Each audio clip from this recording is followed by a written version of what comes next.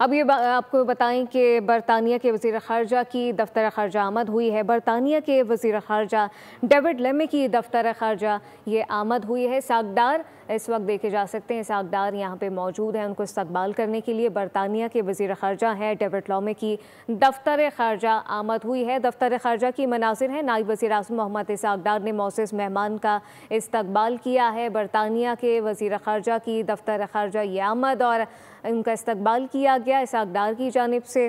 बरतानिया के वज़ीर ख़ारजा डेविड लेमी की दफ्तर ख़ारजा आमद हुई है। बरतानिया के ये वज़ीर ख़ारजा हैं जो कि यहाँ पे मौजूद हैं और इसाक़ की जानिब से उनका शानदार इस्तकबाल किया गया है। नायब वज़ीर आज़म इसाक़ ने मोअज़्ज़ज़ मेहमान का इस्तकबाल किया है। मोअज़्ज़ज़ मेहमान को देखा जा सकता है, इसाक़ उनके हमरा मौजूद हैं। दफ्तर ख़ारजा की ये मनाज़िर हैं जहाँ पे उनकी आमद हुई है। मोअज़्ज़ज़ मेहमान का शानदार इस्तकबाल भी किया गया है। बरतानिया के वज़ीर ख़ारजा डेविड लेमी की दफ्तर ख़ारजा आमद हुई है, उनका शानदार इस्तकबाल भी किया गया इसाक़ की जानिब से।